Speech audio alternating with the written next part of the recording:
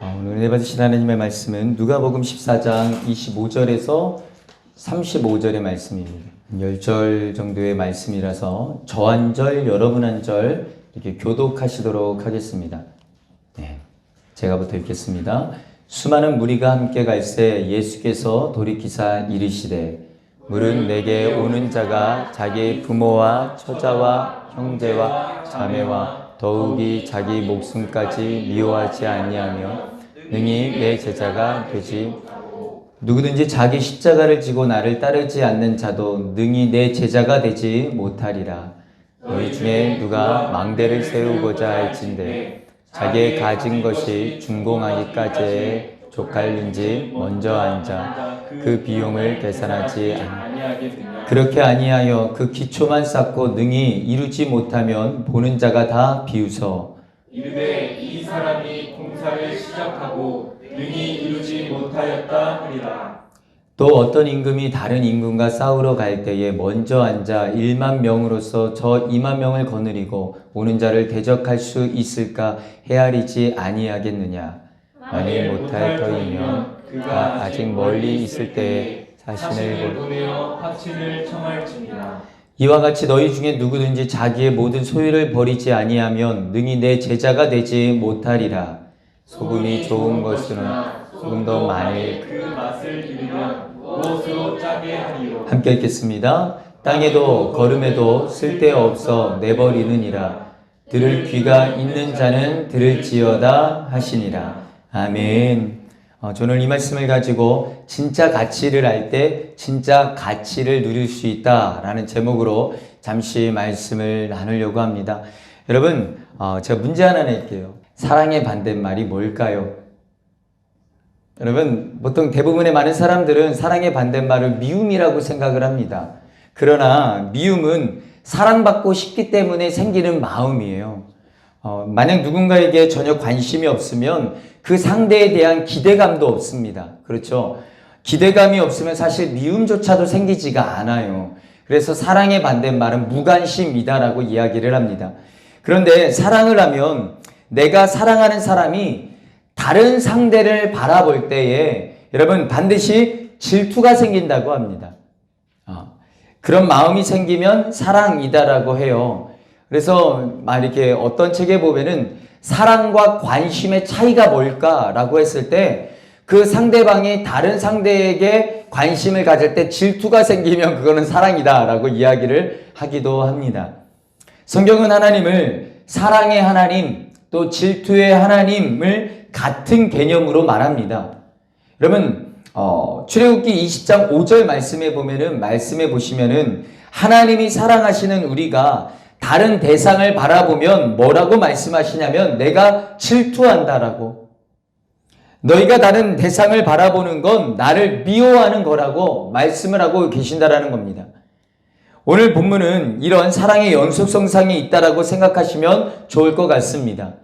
오늘 우리가 읽은 이 본문 속에서 예수님은 자신을 따르는 자들이 예수님을 향해서 보여줘야 되는 사랑 고백이 있다라고 말씀을 합니다. 그런데 좀 충격적이에요. 굉장히 의외입니다. 정말로 이것은 예수님의 말씀이 맞을까라고 생각이 들 정도입니다. 여러분 오늘 보면 26절 말씀을 우리 다 같이 한번 읽어보겠습니다. 시작. 물은 내게 오는 자가 자기 부모와 처자와 형제와 자매와 더욱이 자기 목숨까지 묘하지 아니하면 능히 내 제자가 되지 못하리라. 여러분 사랑의 본체이신 예수님이시잖아요. 근데 사랑의 본체이신 예수님의 말이라고 하기에는 상당히 뭔가 깨름직합니다. 이게 말이 되는가? 이해가 안 되는데 믿겨지지 않을 정도의 말씀을 하세요.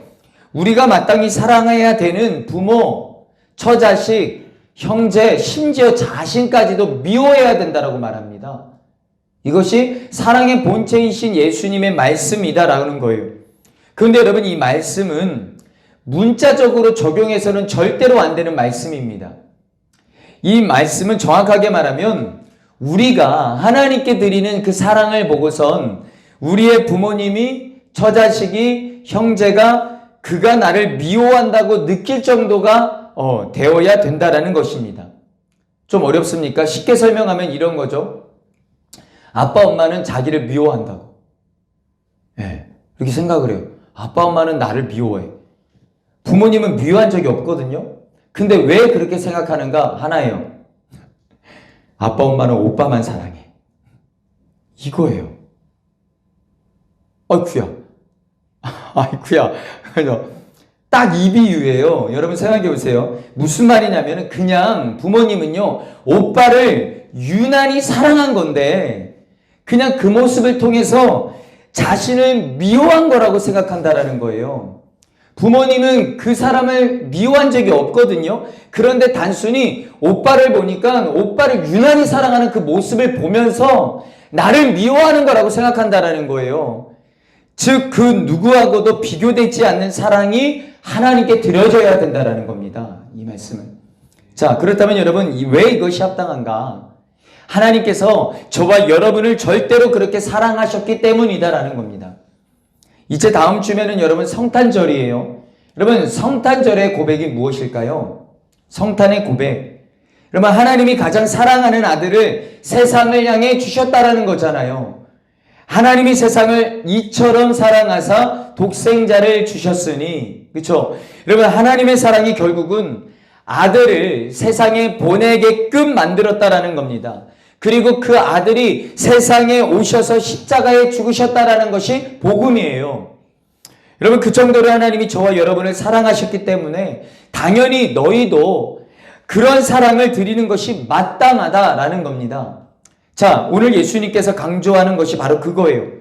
우리 주변에 있는 사람들이, 내 옆에 있는 사람들이 느껴야 된답니다.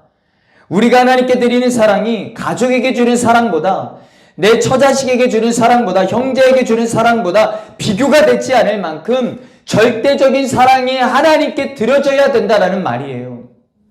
언제부턴가 예수님이 이 땅에 오셨다라는 것이 여러분 너무 평범한 사실이 되어버렸습니다. 성탄절은 화이트 크리스마스가 되어야 하고 뭔가 이벤트가 있어야 되고 선물을 받는 날이 되어야 했습니다. 그래야만 성탄절이 의미가 있고 행복한 날이고 기쁜 날이다. 많은 사람들에게 있어서는 그러한 마음이 각인되어 있습니다. 그래서 뭔가 성탄절에 그런 것이 없으면 나는 뭔가 버림받은 것 같고 우울하고 뭔가 내 존재가 이상하게 생각되어지고 그 사람이 나한테 선물을 안 주면 뭔가 나를 사랑 안 하는 것 같고 그래야 그 성탄절의 의미를 거기에다가 둔다라는 거예요. 여러분, 그러나 분명히 우리는 기억해야 됩니다. 성탄은요, 하나님께서 가장 소중한 것을 우리에게 내어주신 날입니다. 하나님께서 성탄을 통해 우리에게 말씀하시는 것은 뭐냐면 너는 나를 어떻게 사랑하니? 라는 거예요. 나는 너를 이만큼 사랑하는데 너는 나를 얼만큼 사랑하니? 라고 하는 메시지입니다. 물론 하나님께서 우리에게 주신 배우자, 부모님, 자녀, 형제들 사랑해야 됩니다. 당연히 내 자신도 사랑해야 됩니다. 당연한 거예요. 그러나 그 사랑이 하나님께 드리는 사랑과 똑같아서는 안 된다는 겁니다. 구분이 돼야 된다는 거죠. 여러분, 신앙이 평범한 것은 좋은 게 아닙니다. 우리가 누군가를 봤을 때 신앙생활이 좀 그러니까 그냥 신앙생활에 이것이 좋은 게 아니에요, 사실은 여러분. 그냥 종교활동인 거죠. 교회 안에서도요, 여러분 보면은 어떤 사람은요, 정말 특별하다라고 생각되는 사람들이 있어요. 사실 우리 교회 안에도 여러분 딱 이 말을 할 때에 떠오르는 사람들이 있습니다. 예수쟁이 같은 사람들이 있어요. 예수님 때문에 살고요. 예수님 때문에 죽을 것 같은 그런 사람들이요. 어떻게 신앙생활을 저렇게 할까라고 생각하는 사람들이 있어요, 사실은. 여러분, 본문이 말하는 사람이 바로 그런 사람을 말하는 겁니다. 어떻게 부모보다 사랑하고 처자식보다 사랑할 수 있겠습니까, 사실? 어떻게 내 형제보다 사랑할 수가 있겠어요, 사실? 여러분 스스로 한번 물어보시기를 바랍니다. 여러분은 내 옆에 있는 사람의 눈에, 내 주변에 있는 사람들의 눈에, 내 가족의 눈에 지나치다 싶을 만큼 하나님을 사랑하십니까? 아니면 그냥 그들의 눈에 상식적인 수준에서 사랑하고 계십니까? 심지어 집에 있는 애완동물 사랑하는 만큼도 못한 분들은 없으십니까? 무엇이 믿음일까요, 여러분? 예수님께서 말씀하십니다. 아무든지 나를 따라오려거든 부모, 처자식, 형제, 그 형제를 미워하는 것 같아야 된다고, 심지어 자신을 미워하는 것 같아야 된다라고, 그 정도로 사랑해 하면서 나를 따라오지 않으면 합당하지 않다라고 말씀하십니다. 과연 우리는 하나님의 그 절대적인 사랑을 받은 것이 맞습니까? 여러분은 정말로 그 하나님의 그 절대적인 엄청난 사랑을 받은 것이 맞으십니까? 그런데 그 정도밖에 하나님을 사랑할 수 없습니까? 그 정도밖에 하나님께 헌신할 수 없습니까? 그렇다면 여러분, 우리가 부모와 처자식, 심지어 자신을 미워하는 것처럼 예수님을 사랑하라고 하는 이 명령은 오직 하나님을 위한 명령일까요? 라는 거죠. 이건 하나님을 위한 거, 하나님만을 위한 거 아니야. 하나님만을 위한 명령일까요? 그럼 만약 그렇다면 말씀은 이해할 수는 있습니다. 우리가 말씀은 이해할 수는 있지만 그 말씀대로 살기는요 굉장히 어렵습니다. 그렇잖아요. 가족을 사랑하는 것은 사실 누가 가르치지 않아도요 당연해요. 자연스러워요. 그렇게 하지 말라고 해도요 자연스럽게 우리는 가족을 사랑합니다. 너무나도 당연하죠. 네. 누가 시키지 않아도 됩니다. 그런데 그 대상을 미워하는 것처럼 하나님을 사랑해야 된다라고 하십니다. 사실 하나님이 그렇게 사랑하셨으니 나도 그래야 된다라고. 여러분 이해는 됩니다. 근데 그게 그렇게 되냐고요. 이해는 돼요. 말씀 들으면서 아멘은 합니다. 근데 그렇게 되냐고요. 그런데 성경은 된다라고 말씀하신다는 겁니다. 어떻게 그것이 가능할까? 여기에는요 숨겨진 비밀이 있다라는 거예요. 생각해 보세요. 우리가 여러분 아무리 부모님을, 처자식을, 여러분 내 자신을 사랑한들 하나님이 사랑하시는 것만큼 사랑할 수 있을까요?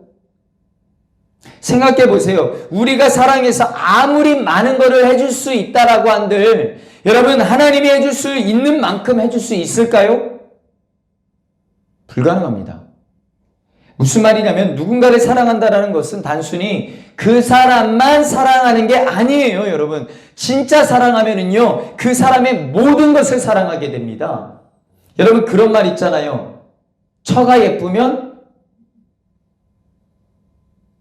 모르는군요. 예? 이것도 세대 차인가요? 아닌데. 예, 처가 예쁘면요, 처갓집 말뚝에다가도 절을 한대요. 무슨 말이냐면은 아내가 예쁘면 아내와 관련된 모든 것이 다 사랑스러워진다라는 거예요. 마찬가지로 하나님이 우리를 사랑하시는 순간 우리와 관련된 그 모든 것이 다 하나님에게는 사랑의 대상이 된다라는 겁니다. 여러분 왜 하나님께서 이삭을 사랑하셨을 거라고 생각하세요? 예, 물론 이삭에게 믿음이 있어요. 그런데 그것보다 더 중요한 고백이 있습니다. 뭐냐면 이삭은 아브라함의 아들이기 때문이에요. 여러분 아브라함은 이삭보다 하나님을 더 사랑한 사람입니다. 아들 기꺼이 하나님 앞에 드릴 수 있는 사람, 하나님이 그 사랑을 확인할 때 뭐라고 말씀하시냐면 내가 이제야, 그전에도 사랑했거든요. 분명히 하나님과 가까이 했어요. 근데 내가 이제야 나를 경외하는 줄을 알겠다. 여러분 아브라함이 순종했어요. 너 아들을 드려야 돼. 그 말 앞에 아들을 데리고 출발합니다. 그때도 하나님 그런 말씀 안 하세요. 그런데 각을 뜰라고선 제단 위에 아들을 눕히고 칼을 번쩍 드는 그 순간에 뭐라고 말씀하시냐면 내가 이제야 네가 나를 경외하는 줄을 알겠다라고 말씀하십니다. 여러분 그때부터 이삭의 인생은요 고민할 것이 없었습니다. 뭐냐면 여러분 진짜 사랑은 그 대상만이 아니라 그 모든 존재를 사랑합니다. 우리가 정말로 내가 내 가족에게 해줄 수 있는 것보다 하나님이 내 가족에게, 내 배우자에게, 내 자녀에게, 내 형제에게 여러분 해줄 수 있는 것이 더 크다고 믿으신다면 여러분은 정말로 하나님을 사랑하셔야만 합니다. 본문 28절부터 나오는 비유가 그것에 대해 우리에게 보여주고 있는 비유들이에요. 두 가지 비유가 나오거든요. 망대의 비유가 나오고요. 전쟁의 비유가 나옵니다. 이 비유의 핵심은요, 뭐냐면 둘 다 계산을 잘해야 된다라는 거예요. 계산을 잘해야 된다. 계산에 실패하면 망대의 기초만 놓고 끝나게 되고요. 계산을 실패하게 되면은요, 전쟁에 나갔다가 망하는 수가 있다라는 겁니다. 예수님께서 노골적으로 말씀하시는 거예요. 믿으려면 제대로 믿으라고. 그냥 기초만 놓다 말 거냐고. 예수님 믿고 나서도 손해봤다라는 얘기나 할 거냐고. 믿으려면 제대로 믿으라고. 이렇게 말씀하시는 거예요. 사랑 성도 여러분, 성탄은요, 하나님께서 손해보시려고 아들을 주신 날이 아닙니다. 아들을 주시고 우리를 얻고 싶으셔서 주신 날이에요. 그런데 우리는 자꾸 하나님을 손해보게 하는 인생을 사는 것 같습니다. 아들을 얻었는데도 나는 하나님께 드리지 않아요. 아들을 얻었는데도 가족을 하나님 앞에 드리지가 않아요. 여러분, 신앙과 불신앙의 가장 큰 차이는요, 교회를 다니고 안 다니고의 문제가 아닙니다. 그것의 문제가 아니라 무엇이 유익한가의 고백이에요. 여러분, 두 갈래의 기준밖에 없습니다. 내가 하나님을 사랑할 것인가? 내가 나를 사랑할 것인가? 그거의 선택입니다. 그런데 우리는요, 여기에다가도요, 다른 길을 자꾸만 만들려고 한다라는 거예요. 뭐냐면, 내가 나를 사랑하면서 하나님이 나를 사랑하실 수 있는 길이요. 그러나 죄송하지만 성경에는 그런 길은 없습니다. 절대로요. 무엇이 내 가족을 정말로 사랑하는 것일까요, 여러분? 무엇이 내 인생의 진짜 복일까요? 답은 하나입니다. 간단해요. 우리에게 하나님이 전부이어야 되고요. 우리 가족에게 하나님이 전부이어야만 신앙은 진짜가 된다는 것입니다. 기억하십시오. 마지막으로 본문은 우리가 읽은 말씀은 인간관계에서만 성립이 되는 것이 아니라 물질에서도 그렇게 된다라고 말씀을 하십니다. 여러분, 오늘 본문 33절 말씀을 같이 한번 읽어보겠습니다. 시작. 이와 같이 너희 중에 누구든지 자기의 모든 소유를 버리지 아니하면 능히 내 제자가 되지 못하리라. 이 말씀은요, 더 중요한 것을 선택하라는 말씀이에요. 물질은 없어도 살 수 있지만 주님 없으면 못 산다. 여러분, 이 마음으로 살아야 된다라는 말씀입니다. 여러분, 이것도 계산입니다. 무엇이 더 가치가 있는가? 무엇이 더 중요한 가치인가? 여러분, 물질인가 주님인가의 질문 앞에 여러분, 주님이어야 된다라는 것입니다. 여러분, 마태복음 13장 45절에서 46절 말씀에는 이런 말씀이 있어요. 같이 한번 읽어볼까요? 시작.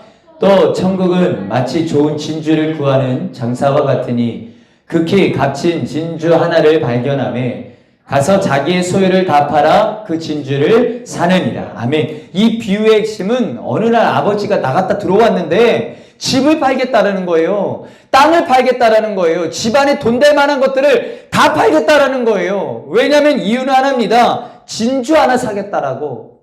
사람들이 말합니다. 미쳤다고. 제정신이냐고. 돌았냐고. 정신 차리라고. 라고 해요. 그러나 이 사람은요, 기어이 자신의 모든 것을 다 팔아버립니다. 그리고 진주 하나를 사요. 왜요? 하나입니다. 진주의 가치를 알았기 때문이에요. 마찬가지로 예수 그리스도의 가치를 알면은요, 여러분, 어떤 것도 아깝다라고 생각하지 않는데 예수 그리스도의 가치를 모르면요, 모든 것이 다 아까워집니다. 여러분은 이 땅에서 하나님의 사람으로 살기 위해 물질에 대해 욕심, 그까짓 것 정도 포기할 수 있다라고. 정말로 나는 행복을 위해 사는 것이 아니라 하나님의 영광을 위해 산다라고 그 고백이 있으십니까? 여러분은 어떠세요? 중요한 것은 우리가 그걸 포기한다고 그게 없어지는 것은 아니라는 거예요. 여러분, 먼저 무엇을 선택하겠느냐라는 것입니다. 돈보다 하나님을 먼저 선택하겠냐라는 거예요. 내 행복보다 하나님의 영광을 먼저 선택하겠냐라는 거예요. 이 부분이 되어야 그게 믿음이다라는 겁니다. 성경의 모든 믿음의 사람들의 공통점이 그들은 먼저 포기한 사람들이었다라는 겁니다. 사도 바울을 보세요, 여러분. 빌립보서 3장 7절에서 9절 말씀에 보면은 사도 바울이 이렇게 고백을 합니다. 우리 같이 한번 읽어볼까요? 시작. 그러나 무엇이든지 내게 유익하던 것을 내가 그리스도를 위하여 다 해로 여길 뿐더러 또한 모든 것을 해로 여김은 내 주 그리스도 예수를 아는 지식이 가장 고상하기 때문이라.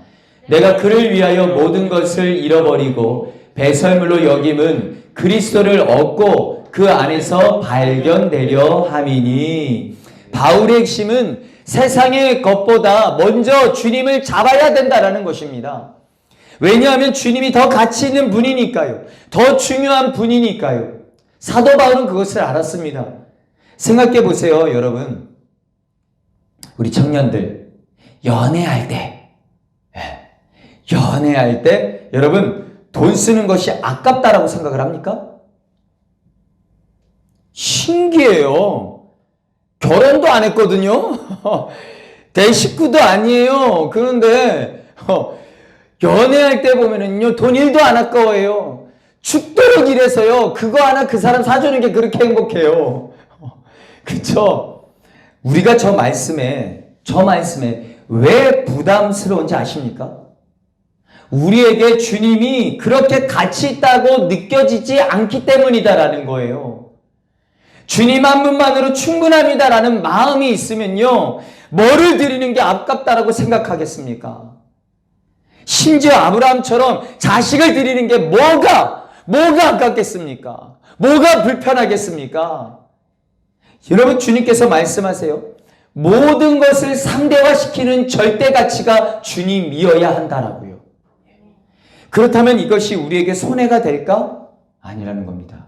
이것을 알아야 돼요. 성경적인 비밀이에요, 여러분. 이것은 절대로 그렇다라고 해서 우리에게 손해가 안 된다는 겁니다. 마태복음 6장 33절 말씀에 너희는 먼저 그의 나라와 그의 의를 구하라. 그리하면 이 모든 것을 너희에게 더하시리라.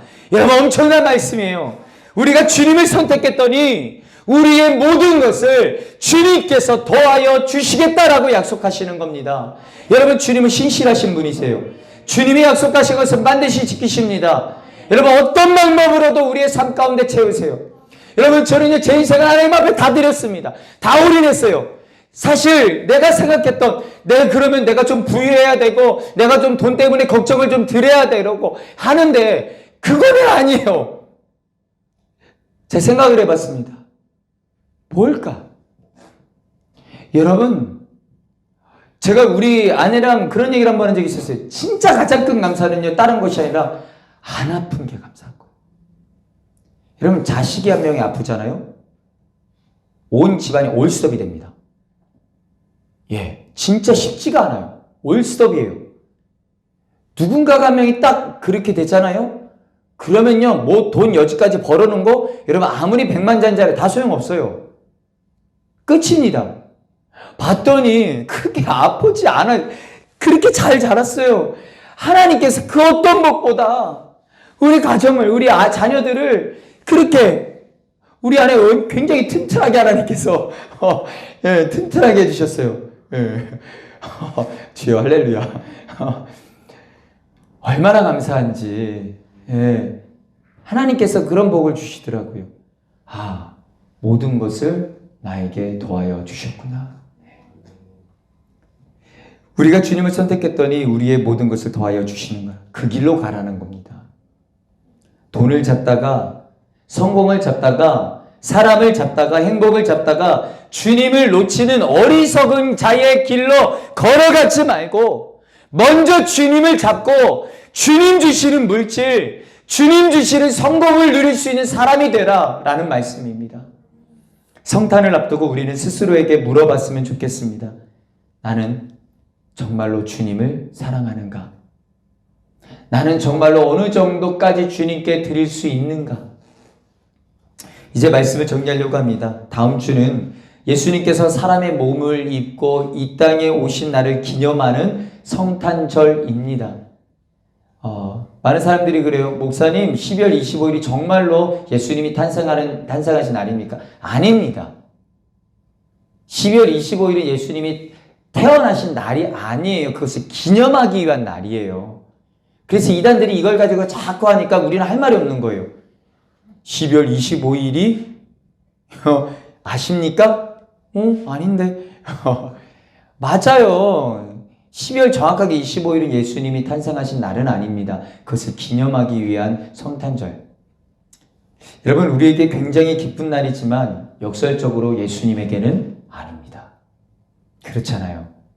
예수님에게는 굉장히 슬픈 날이에요. 하나님께서 저와 여러분은 여러분 절대 가치입니다. 아들을 내어주실 정도니까요. 그래서 물어보시는 겁니다. 나도 너희한테 그러냐고. 나도 너희한테 그러냐고. 너희 가족에게 주는 사랑보다 나를 향한 사랑이 더 크냐고. 내 가족에게, 내 자녀에게 주는 것보다 나한테 더 많은 것을 줄 수 있냐고 물어보십니다. 2022년이죠. 2022년 성탄절에는 우리가 이렇게 말할 수 있었으면 좋겠습니다. 주님, 지금까지는 그렇게 못 살았습니다. 그러나 앞으로는 그렇게 살기를 원합니다. 저에게 주님이 절대적인 분이었으면 좋겠고 나의 가족에게도 주님이 절대적인 존재였으면 좋겠습니다. 그리고 무엇보다 주님을 먼저 잡는 자가 되게 하여 주십시오. 아무리 가족이 중요해도 주님이 먼저가 되게 해주시고 아무리 돈이 필요해도 여러분 내 인생에 주님이 먼저가 되게 해주시고 아무리 행복이 중요한 가치여도 하나님의 영광이 먼저가 되는 제가 되게 해주십시오. 그런 고백이 올해 성탄절에는 여러분들 마음 가운데 있으셨으면 좋겠습니다. 이것이 저와 여러분의 믿음의 고백이 될 수 있기를 주님의 이름으로 간절히 축원합니다. 진짜 가치를 알고 진짜 가치가 되시는 그 주님과 모든 인생에 가치하는 복을 누리는 저와 여러분이 되시기를 주님의 이름으로 간절히 축원합니다. 이 시간 좀 같이 기도했으면 좋겠습니다. 그럼 다시 한번 질문해 볼까요? 여러분은 주님을 얼마나 사랑하십니까? 여러분은 정말 어느 정도까지 주님께 드리실 수 있는 마음이 있으십니까? 이 시간에 정말로 조금 전에 그 고백, 믿음의 고백이 우리 안에 있었으면 좋겠습니다. 주님, 제가 지금까지는 그렇게 정말 못 살았는데 하나님, 앞으로는 그렇게 살고 싶습니다. 주님이 저에게 절대적인 분이 되게 해주시고 우리 가족에게도 주님이 절대적인 분이 되게 하여 주십시오. 주님을 먼저 잡는 자가 되게 해주십시오. 아무리 가족이 중요해도 돈이 중요해도 행복이 중요한 가치라고 생각해도 주님이 먼저가 되게 하시고 내 인생에 주님이 먼저가 되시고 하나님의 영광이 먼저가 되기를 원합니다. 하나님, 이번 성탄 그냥 단순히 어떤 화이트 크리스마스 이벤트 선물을 받고 이런 게 아니라 주님 앞에서 그런 믿음의 고백을 할 수 있는 하나님 성탄을 맞이할 수 있기를 원한다라고 이 시간 주님의 이름 한번 부르시고 통성으로 드리 기도하겠습니다. 주여!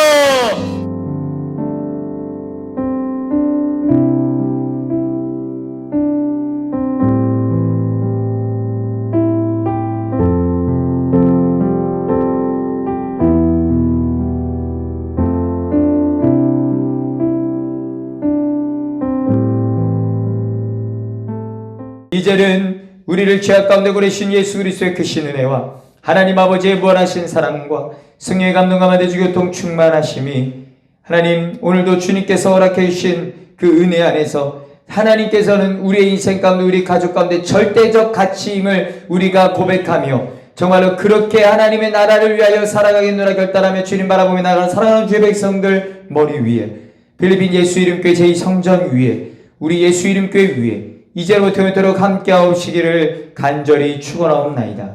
아멘. 하나님 감사합니다. 날마다 하나님의 은혜로 더하여 주시기를 원합니다. 하나님의 은혜로 세밀한 신의 속에 나아가는 저희들이 되기로 하여 주십시오. 지금 찬양합니다. 바라옵니다. 할렐루야. 우리 예배를 받아주신 하나님께 영광의 박수 올려드리겠습니다.